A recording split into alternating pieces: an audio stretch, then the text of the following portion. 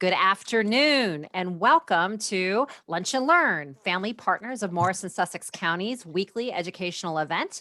We are happy to have you with us today. And my name is Holly Dinany.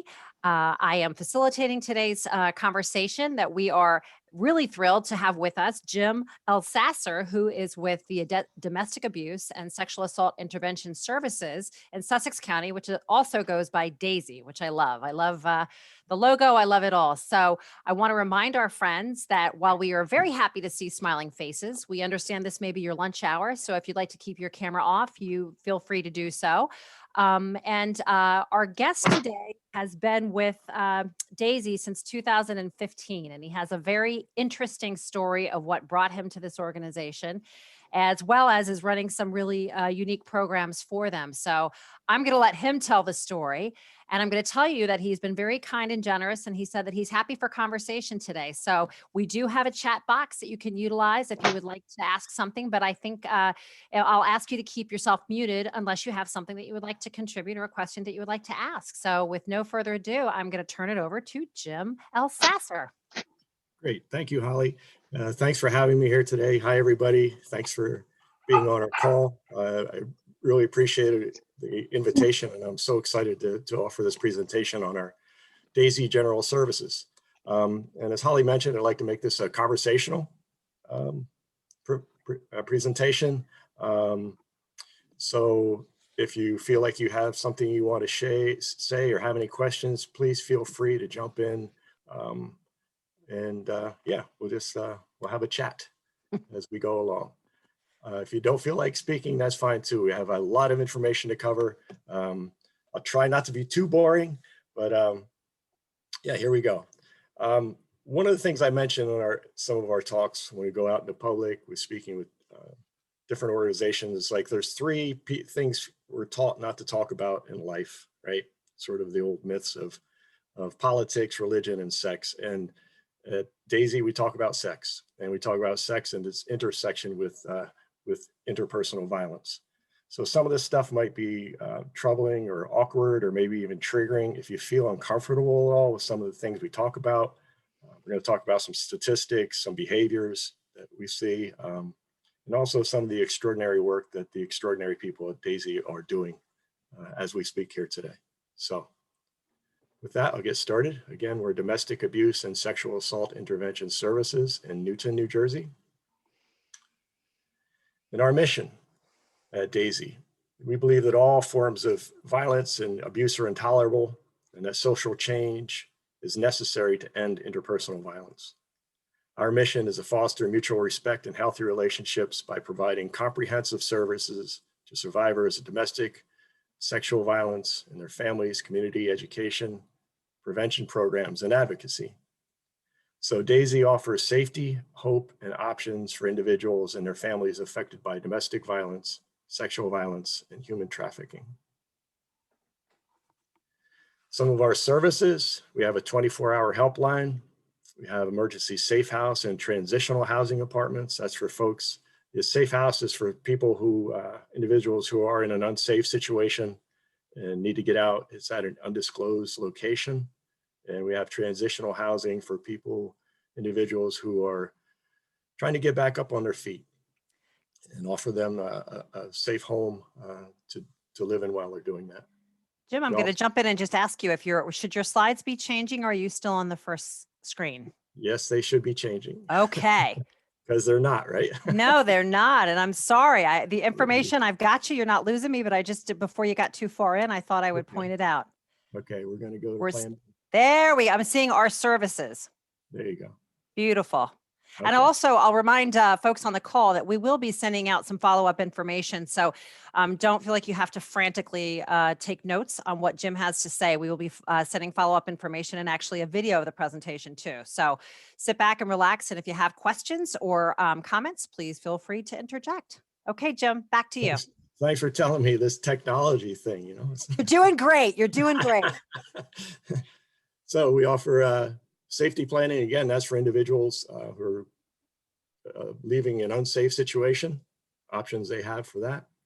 We have counseling, support groups, a DASI program, the previous term for that would be a batterer's intervention program. That's for men, and oftentimes it's court appointed.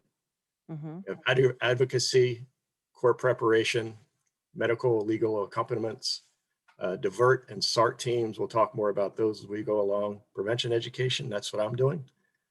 We offer food and clothing to our clients, volunteer opportunities, in case anybody's interested, and all DASI services are free and confidential. Mm. Our DASI helpline is posted there. I'll leave this up for a second. If anybody wants to write this down, I'll put our DASI information in the chat box as we go along, so you'll have that. Yeah, this is our helplines 24/7. And I'd like to leave this up for folks who, in the future might come across a situation where a friend or a friend of a friend or a family member might need help or services. And Jim, we'll send these phone numbers out for sure. But it's interesting to me that when you were going through all of the services you provide, it's often shocking how wide, how much scope you cover, Yeah, right? Your services are really comprehensive, and yeah, also some services for the abuser as well, which I think is wonderful. yeah. And the Decide program itself, we'll talk more about that. It's really made a difference in a lot of gentlemen's lives. Mm-hmm. And Mm-hmm. we'll talk more about that in a minute. Great. So sexual and domestic violence are forms of what we refer to as power-based violence. And power-based violence is rooted in the assertion of power, control, and intimidation with the intent to harm another person.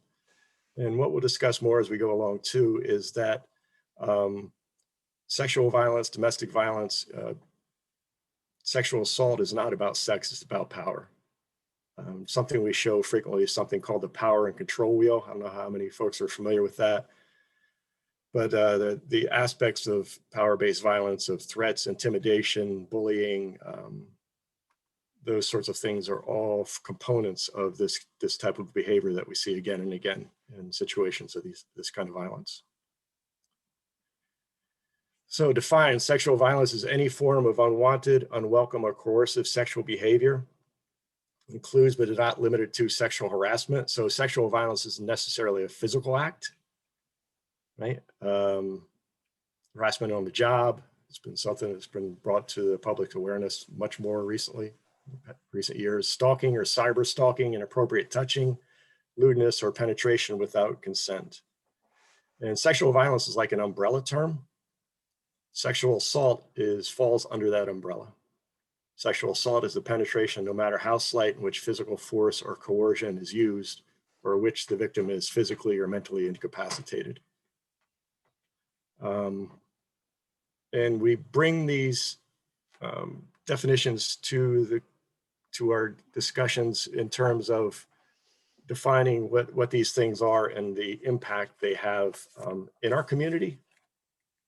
Again, we'll talk more about that as we proceed. Sexual violence. More than 1 in 3 women experience sexual violence involving physical contact during her lifetime. Nearly 1 in 4 men experience sexual violence involving physical contact during his lifetime. And the estimated cost of sexual assault or rape is over $122,000 over the course of a lifetime.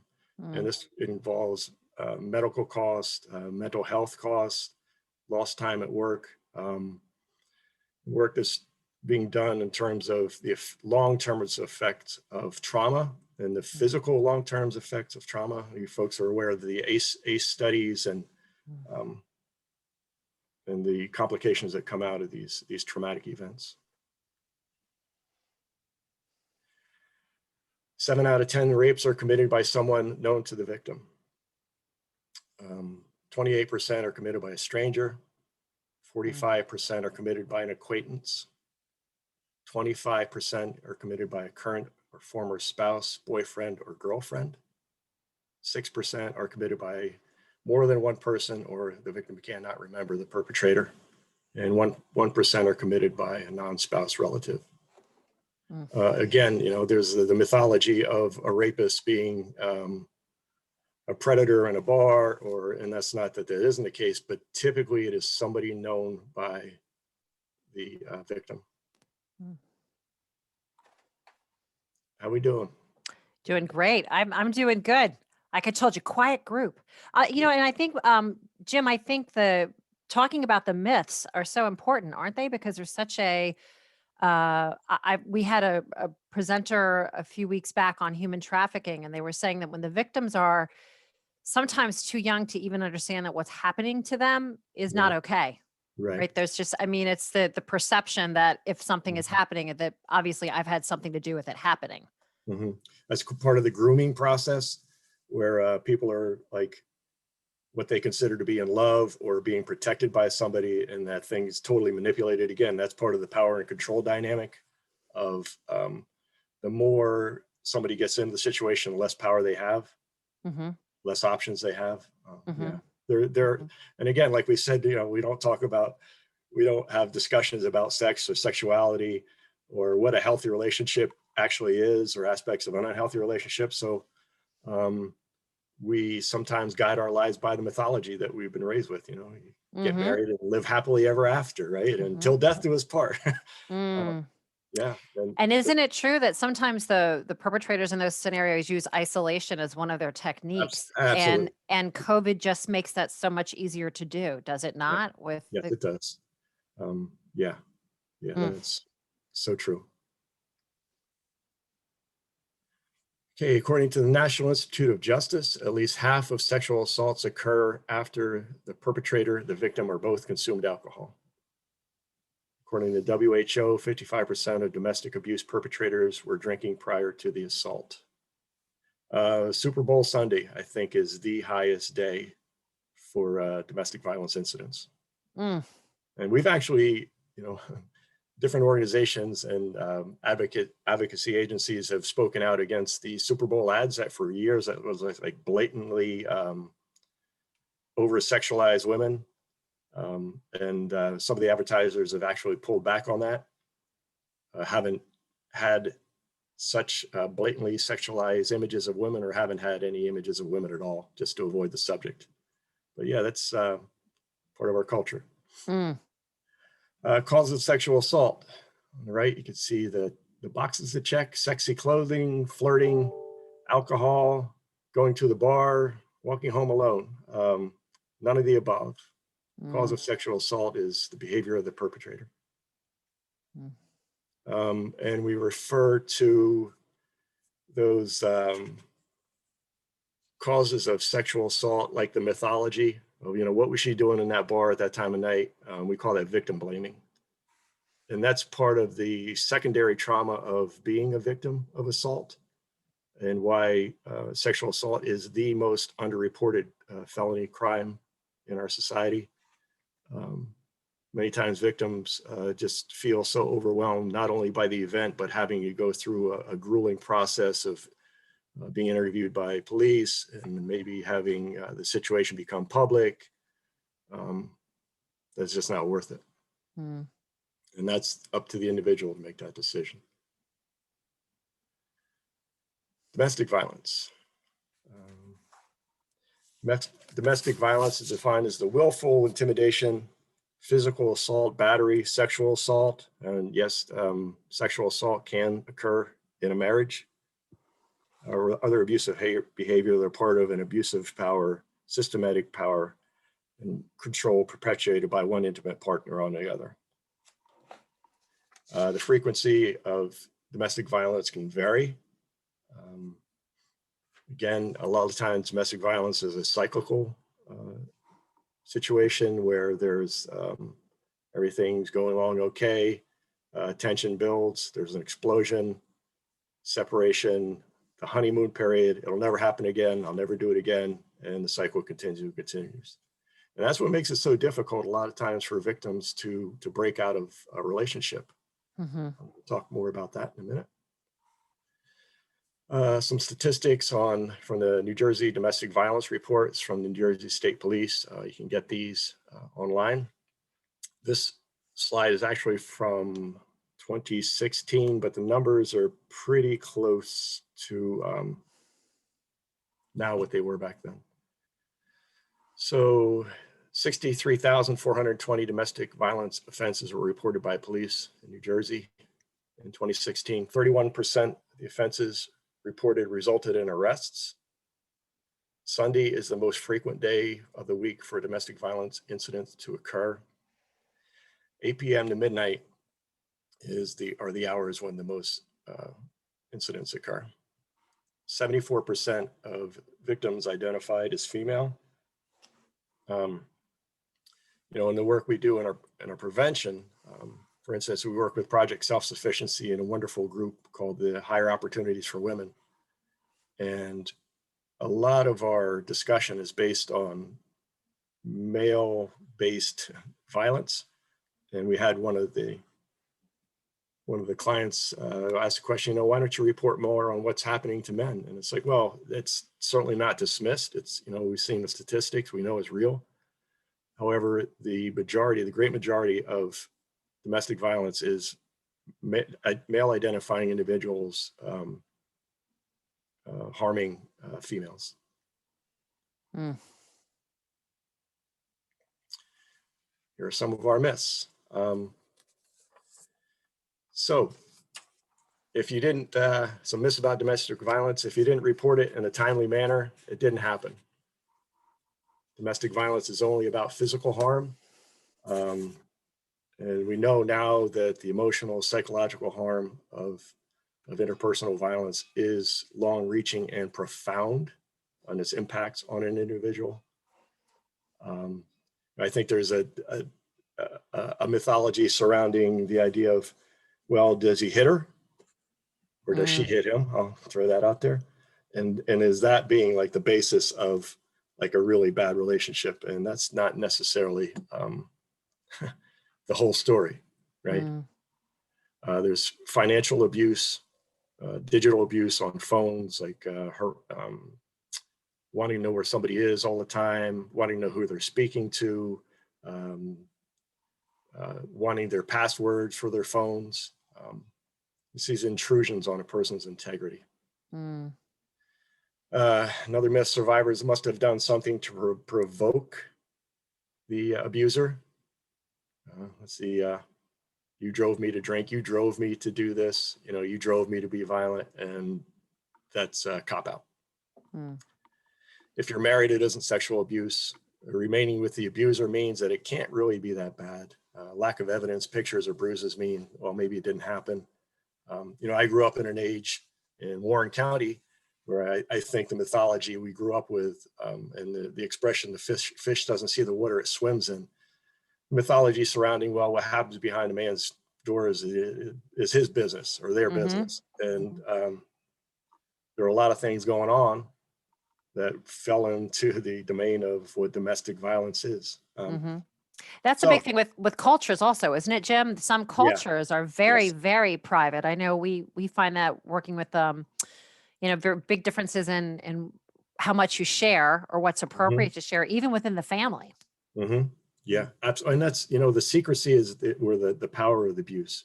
And that's a big part of, like you said, isolation or coloring the abuse so it doesn't look as, well, he just had a bad day at work or, right. We can manifest different scenarios in our mindset to make this stuff okay. But the more people are informed, it's like, well, no, you don't have to walk on eggshells. You don't have to be afraid to ask a question. These are aspects of unhealthy relationships. So I have a question for the group. Why do you think an abused person feels like they can't leave a relationship? A few reasons. And I encourage you to unmute and throw out answers if you'd like. I think one of the reasons is when it comes to finance and a person's stability or lifestyle.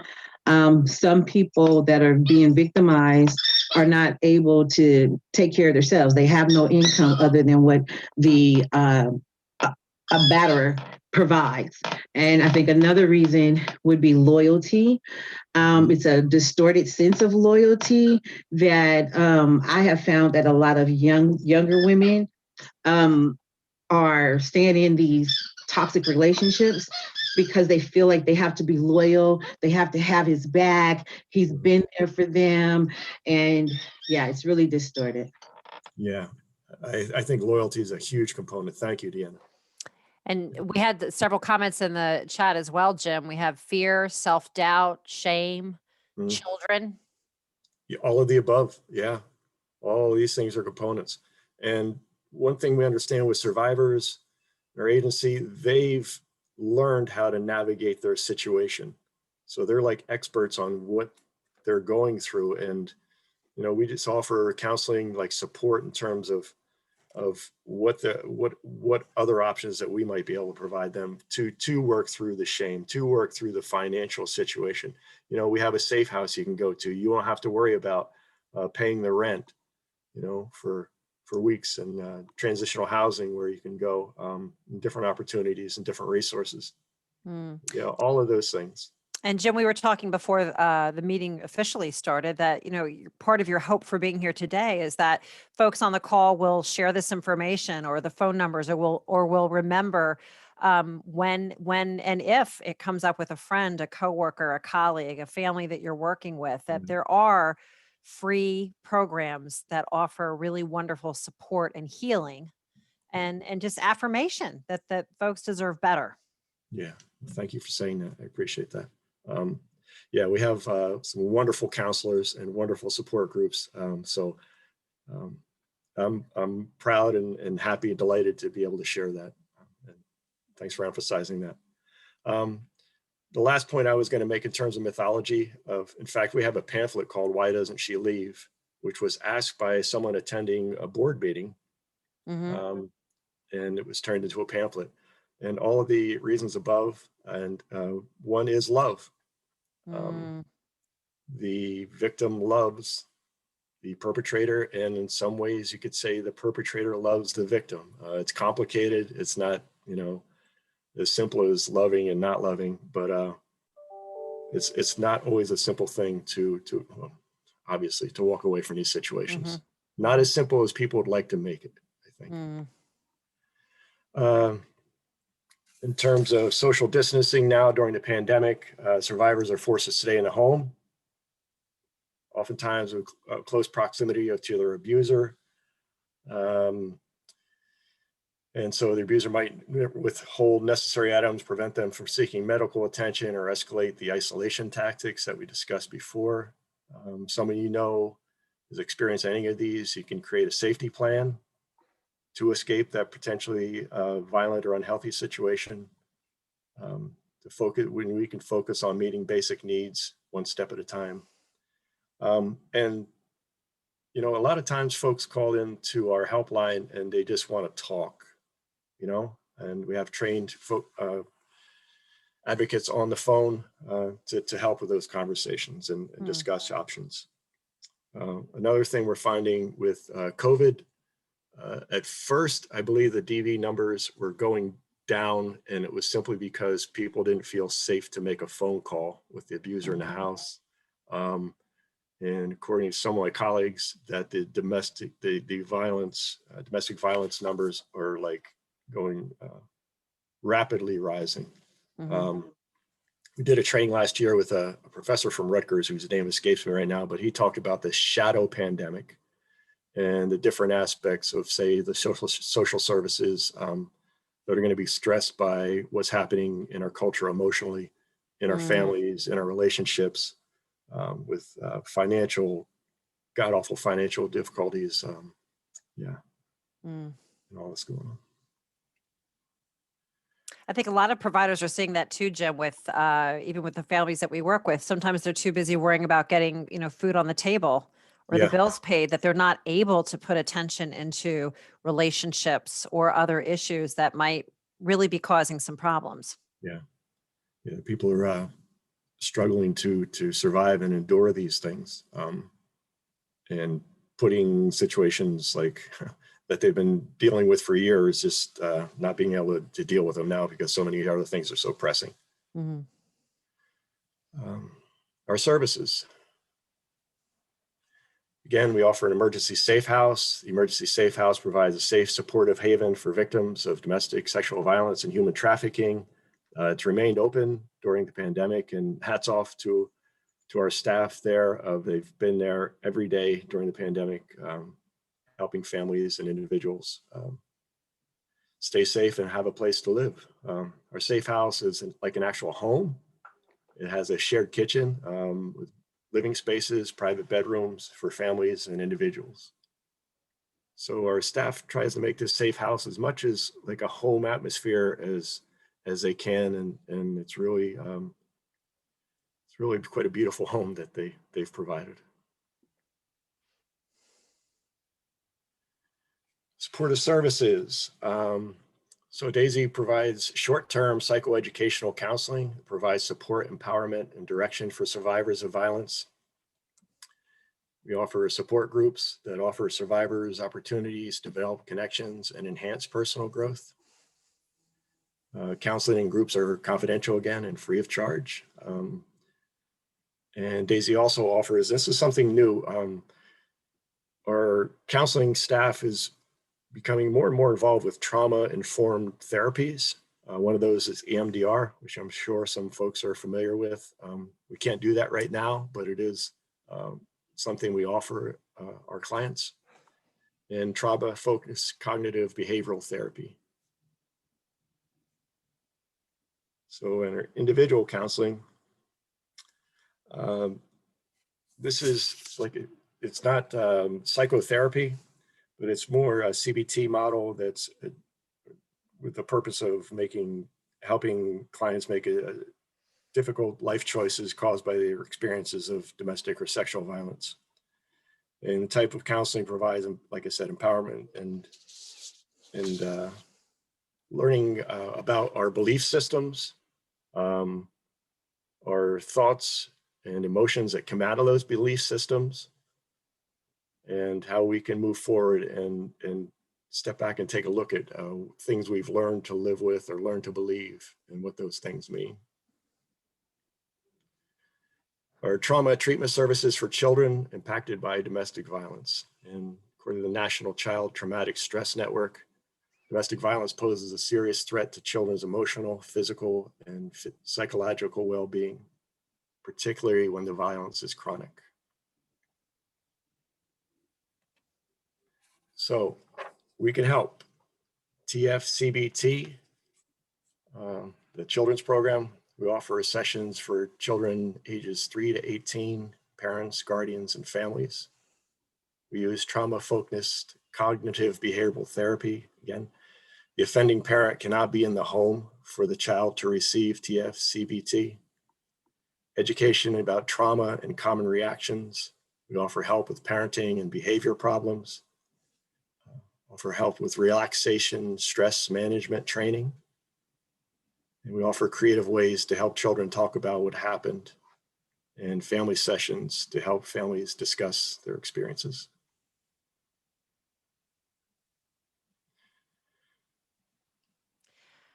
Sorry about that. I see we have a question or a comment. This is amazing. But what do you do for people who are in need? Like, are you still able to meet services? And I'm not sure if that's the question. Okay. Yeah, that's a great question. Thank you. Yeah, we are doing telehealth. We haven't done in-person counseling or group sessions since November, I think it was. Mm-hmm. So yeah, we are in that situation where we can't offer clients in-person services right now. We offer via telehealth, telephone. Yeah. Thank you. You're welcome. Okay, our support groups. We have a DBT, dialectical behavioral therapy. TREM is trauma recovery empowerment model, and healing poetry. And I'm the poetry guy. So I'm not a therapist or a counselor, so I can't speak in depth on what DBT and TREM are. I do know they're, again, group sessions where people can discuss their pain, situations they've been in and share those. And being in a group session to help people to navigate these experiences, their feelings, in a relational way, and to help build coping skills and build self-awareness and self-empowerment. The TREM group is like a 24 to 29 session group intervention for individuals who suffered trauma. I understand there's quite a bit of writing involved. That's part of the processing. And yeah, again, it's there to establish safe physical and emotional boundaries, as well as develop healthy life skills. Mm. So the Rise Up Poetry Group began in 2015. That's I started as a volunteer then. And we meet once a week, our poetry group. And this is, as my co-facilitator, I work with one of our counselors, Proslin Saint Armand, who's amazing. And as she said, this poetry dives down deeper than a lot of counseling. I won't say typical, in the sense that it's sort of a self-exploration of going into who we are and where we are in this life. And sometimes for a survivor, that's a really frightening thing to do, right? It can be really challenging. But we do it as a group and do it with support and care and nurturing and inspiration from each other. We've done 3 books of poetry, which I happen to have here, one of them. All original poems, all original artwork. I guess you guys can see this. This was painted by one of our clients named Mrs. Snow, a wonderful painter. And she said the flower was in front of her mouth so nobody could ever see what she was really saying. Oh. That here's another book. This is our latest one called Leaves. Mm. And on the cover of the first book, a quote from a poet named Elsaesser: "We feel the need to cover up what others don't want to see." Mm. So yeah, so that's Jim, you said that's what brought you to this organization. If you had Yeah. been doing poetry groups before, yeah, and good news traveled fast, that was a gift you had, and that people were Yeah. really finding it to be a meaningful activity. yeah. It's wonderful. It is the whole idea of healing poetry and creative self-expression in terms of trauma therapy is like a blossoming field. I don't know if you read are familiar with like trauma-informed yoga and art and dance and movement and mindfulness. And DASI is actually, we are exploring those possibilities moving forward. And again, coming out of the COVID situation, Mm-hmm. to be able to offer those services for our community, I Mm-hmm. think would be wonderful. Mm.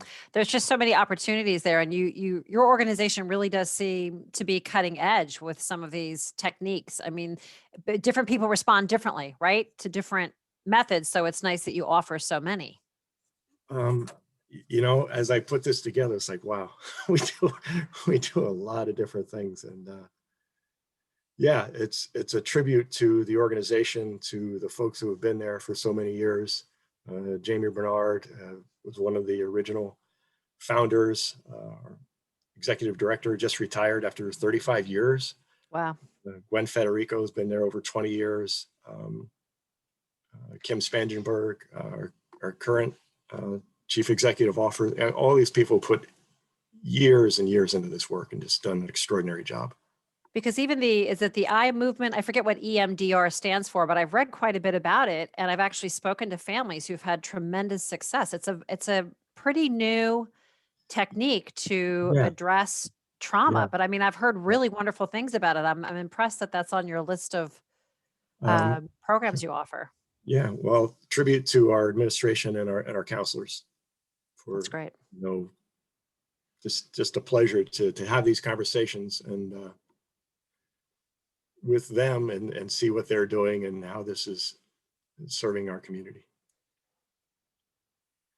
Okay, we also provide legal advocacy. DASI legal advocates help individuals navigate the legal system. They're familiar with the New Jersey Prevention of Domestic Violence Act.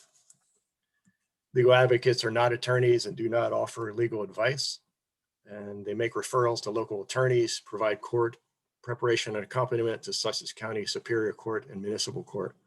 One of the things our Castellucci has talked about, leads our legal advocacy department, that how intimidating it is for a victim trying to break free of a relationship to appear in court with the perpetrator, sitting not far away, and how confusing and upsetting the whole situation can be. So we help with that. Again, this is our DASI program. It's an educational intervention program for men who use coercive, controlling behavior in their intimate relationships. The program's beliefs are abuse and interpersonal violence are learned behaviors that can be unlearned. Something we talk about in our presentations with the prevention program is something called toxic masculinity. And there's this whole mythology of what toxic masculinity is and is not. We don't say that it's a crime to be masculine or to be strong, but there are specific gender roles that, again, get distorted in terms of, well, you're my partner, then you're committed to doing what I want, because and these things can become unhealthy really rapidly. And that's what these gentlemen sit and meet and have pizza or something for dinner, sit in a circle and discuss. I've sat in, and these meetings are extraordinary. I've heard the gentlemen say this is the first time in their life where they've actually been able to sit in a room with other guys and talk about stuff that's bothering them. They've never had that opportunity before. And DASI offers that for them. So abuse uses force to gain power and control in a relationship. And we believe that change at all levels, individual, institutional, cultural, must happen to resolve this social problem. DASI offers psychoeducational group, case management, and community education with the DASI program. Our response teams, Sussex County Sexual Assault Response Team, SART, so you saw before, provides services to survivors who disclose a sexual assault. SART teams includes forensic nurse examiners, law enforcement, confidential sexual assault advocates. Typically, if someone goes to the hospital or police station and reports sexual assault, the SART team is activated. So all these different pieces come into play and come to assist the victim either at the police station or the hospital. So if the victim is at the police station or the hospital, they can request an advocate even if one is not offered to them. Confidential sexual violence advocates accompany survivors to the hospital and the police station. The advocates inform survivors of their options, provide safety planning, available resources, and follow-up services. And I will have some statistics on these as we move along. Our response teams: DIVERT, Domestic Violence Response Team. Volunteers respond to the police department after a domestic violence incident to assist the victim and their children. DIVERT volunteers provide services with information, referrals, and may offer aid and comfort to family members involved in domestic violence incidents. So it's not, our response isn't specifically to the victim in the response. It can also provide services to other family members. Our case management program provides crisis intervention, including assistance with other social service organizations, assistance with housing and financial issues, assistance with substance abuse, and mental health referrals. The case management program, again, helps to connect victims with appropriate resources. Primary prevention and education. That's what I do. So we go to local businesses, schools, and other agencies, And our work is to reduce and or eliminate factors that could lead to victimization and perpetuation of violence. And the idea here of prevention, it's not risk management. It's not like after the fact or dealing with it. It's like kind of going upstream and seeing what the root causes of these things are. And that's where the educational component is so important, like working with schools or working like organizations like PSS and their GED program with Youth Corps.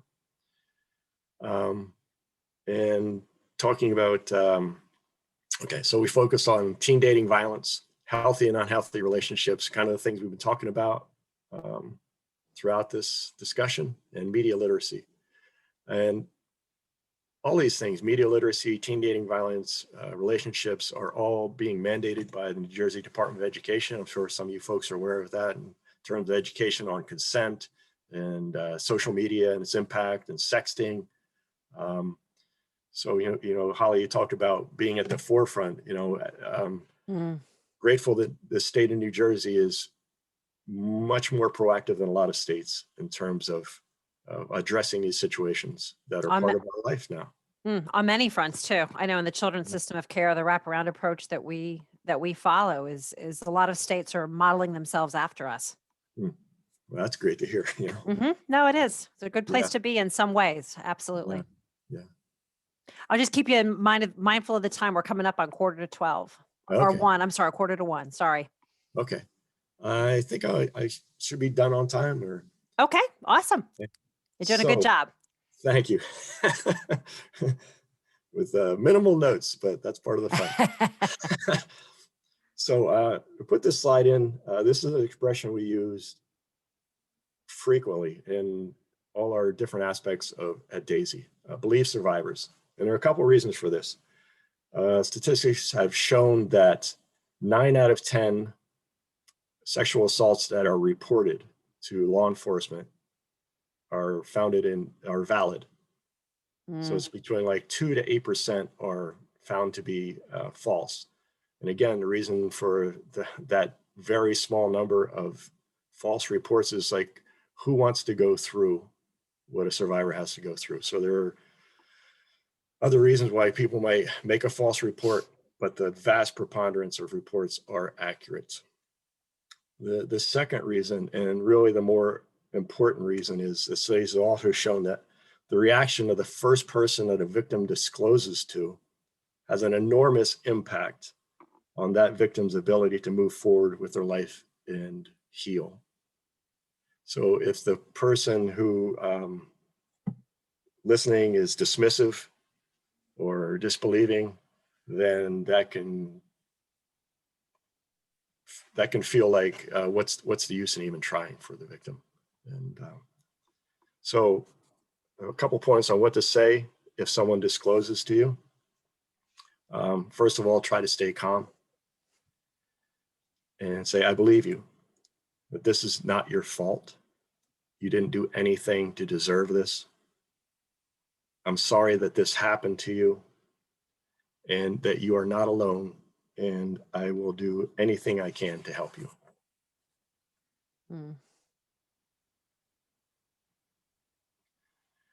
So our DASI slide, just some statistics from 2018. In the calendar year 2018, DASI received 1,629 helpline calls. 1,406 of those calls were related to domestic violence. 223 were related to sexual violence. Our step-by-step transitional living program provided safe haven for 51 victims of domestic or sexual violence or human trafficking. I'll go back a slide. Our counseling program served 150 survivors with 646 individual and group counseling sessions. Also with the transitional living program, we provided in that year 5,299 bed nights for those individuals. Our legal advocacy programs helped 279 survivors. Our case management services helped 43 survivors, individuals find services. The domestic violence response team responded to 105 callouts. Our sexual assault response teams responded to 12 medical forensic accompaniments, 11 enforcement accompaniments, and 18 victims of sexual violence. The DASI program helped 109 men, and the DASI prevention team reached out to 350 Sussex County community college students and 220 high school students. So do you have any questions, comments? I'll invite everyone to unmute if you'd have something you wanted to say or an observation. Jim, that was a lot of information, and I It just was. I don't say that in a negative way. I think it's just really it's important to me to also, I know there's some folks on the call who are involved in other service organizations, and I think it's so important for us all to understand what you do and what's available and how, who we might be able to refer folks to. I see Noelle is saying that it's a phenomenal program and she's so glad that it exists. I couldn't agree more. What's the biggest challenge that you see right now with COVID? I mean, there's so many challenges, of course, with COVID. What's the biggest barrier that you're finding? Well, present day today is folks who are living in unhealthy situations and don't have the opportunity to reach out. People who might not have a computer, who don't know about us and don't feel like they just want to talk to somebody. One of the things I've found working at DASI is, like, every day walking past our waiting area and seeing, person after person, typically women, not always, women, kids who are there for services, and just feeling so grateful that they had the place to come to, and not having that. This telehealth's wonderful, but it's still speaking through a phone. But that to me personally is a big challenge. The second part of that is what's going to happen as we move along and we start to feel the impacts. We're not through this yet, through the economic crisis or the health crisis or the relational crisis. Like I said, the shadow pandemic that's among us. Yeah, thank you for that question. Do you do much work in the Hispanic community? Do you have bilingual programs, or where are you guys with that right now? We have, and we're working on that now. We have a couple one individual counselor who does speak Spanish and English. So yeah, that's another point of emphasis that we are working on. And that's another, these are communities that might be underserved or underrepresented by the services. So that's an important point. Yeah. And Jim, you are open to, there are roles absolutely available to folks who could volunteer in that capacity, right? I know you're always looking for help. I know it's a bit hindered probably with COVID, but if folks have a calling and want to be involved, can they contact DASI and see what opportunities are available? Yes, they absolutely can. I just put our information in the chat box. There's a website, our helpline. And yeah, so just, and my email's there. So please feel free to connect. Go ahead. Go ahead. I do have a couple more slides. No, go right ahead. Go right ahead, please. I'll see if I can manage this, because it didn't work out the way I was hoping, but that's all part of the fun. Okay, here we go. Let's see how this works, guys.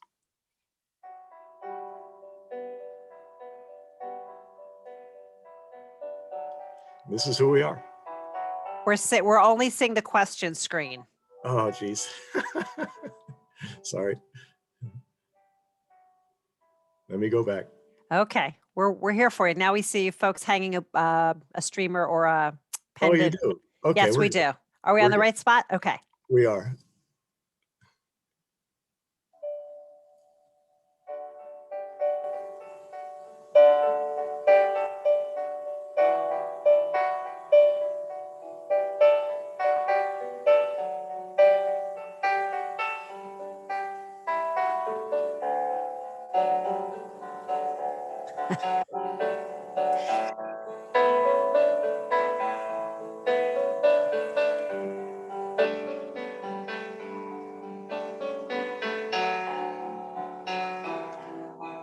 Jim, I think it froze again. I feel like I'm the queen of doom.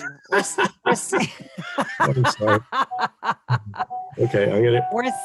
it never went past. There we go. Now I'm seeing clotheslines of t-shirts that look pretty cool. There we go.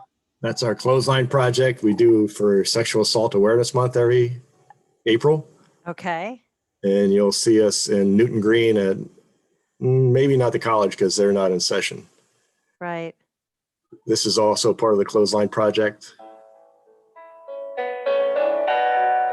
It's one of our poets.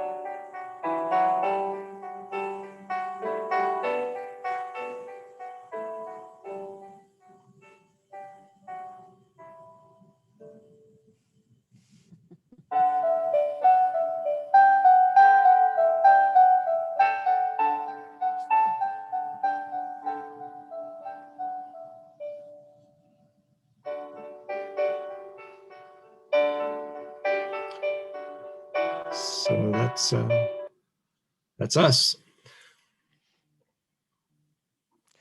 I loved the music and I loved the tone of the ending because it really is, I don't know about anybody else, I'm feeling a little emotional just in that the hope. There's so much hope and support. And again, Jim, it's available. Everybody on this call, please do your part to share what you've learned today. We'll pass the video along to you that you can share with someone else. We will send you the phone numbers and the resources. But there's hope out there, right, Jim? I mean, Yeah, absolutely. Despite COVID, and we know that COVID, the pressures are higher. Right? Folks are Mhm. under a little bit more stress with jobs or lack thereof and finances and housing and all sorts of things. And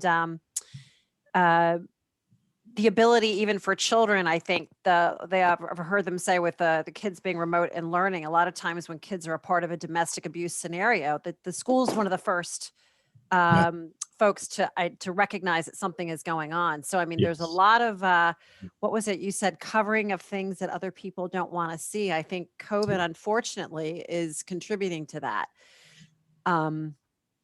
Absolutely. I think it's really contributing to it. I think it's something we're going to have to deal with as we move forward. And as more people are struggling in our society, that perhaps it'll bring to light the necessity of a strong social service network where people, it's not just a certain type of person anymore that needs these support services. There's so many more. And we find out too, that in the prevention and education work, as we go out in the community, it's okay to have these conversations. We all have our stories. And this is a society, this is a world we live in. And somebody said yesterday in one of our meetings, I wish we could go back to Ozzie and Harriet and leave it to Beaver. And I said, well, I'm here to tell you we can't. This is the world we live in. And with all those challenges and all the challenges we see in the work and the struggles and the god-awful situations people have endured, you also see the hopefulness and the amazing changes and transformations that people can bring to their lives with some assistance and guidance.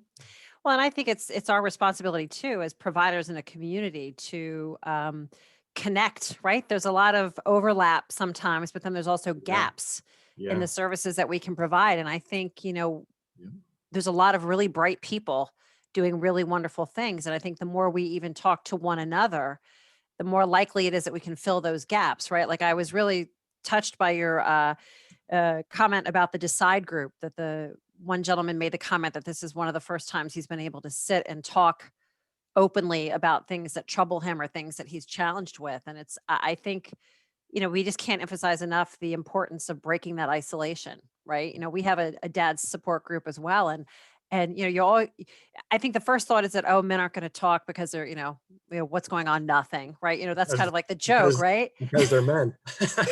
Well, but I think the thing is Serious.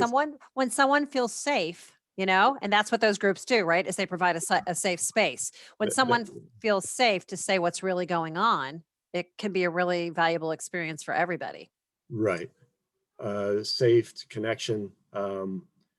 Folks who have similar experiences and the connections there like that with these things, and then it means something, right? Mm, They're mm. able to feel that on a different level they might not get from a lot of different situations. Mhm, mhm.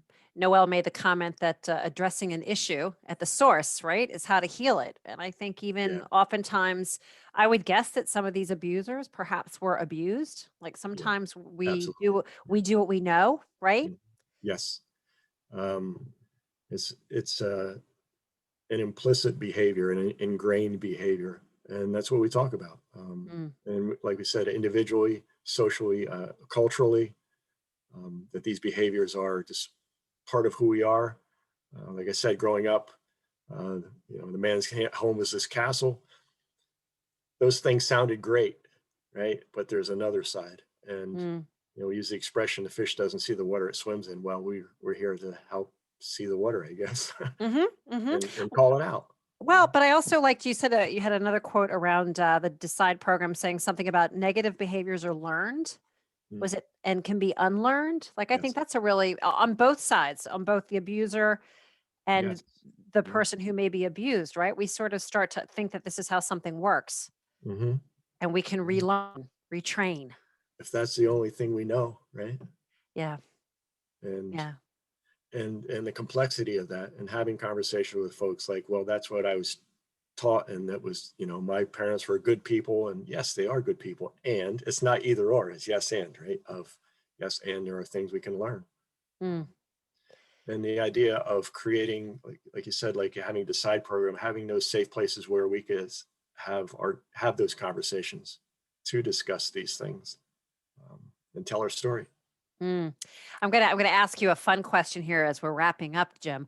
Cool. You're a poetry guy. If Yeah. someone's not a poet, but if you were to encourage them to try, because isn't there a great power in putting to paper? Okay. I'll Even the spend another hour or five. I should have Okay. asked you that right at the beginning. Okay. There's a great poet by the name of William Stafford, who died years ago. He was in his 80s, and somebody asked him when he was in his 80s, highly accomplished poet. Somebody said, "When did you become a poet?" And Stafford said, "That's not the right question. The right question is when did you stop being a poet? Because we're all born Ah, poets." And somewhere along the line, somebody says, "This isn't what boys do. This isn't what little girls do. This is what you're not going to make a living out of this." But he said, "We're just trying to keep up the habit." I like it. That's the perfect ending to a really informative and inspiring, Jim. This hour has given me great hope in my heart to hear about wonderful things that are happening for deserving folks in Sussex County. And we will gladly send you out the video of this presentation, along with some phone numbers we'll highlight that Jim shared with us today. And Jim, we can't thank you enough for your time and for all the good work that you're doing and keeping creative minds, right? Hopeful, Yeah, creative minds. there you go. Well, thank you so much. It's been my pleasure to be here. So, That's great, folks. We hope to see you at next week's Lunch and Learn. And we thank you for keeping in touch with family partners. Encourage you to check out our support groups, our youth partnership, and we will stay safe. That'll be my charge for the week. Stay there you safe and stay healthy. Take care, everybody. go. Bye bye. Bye bye.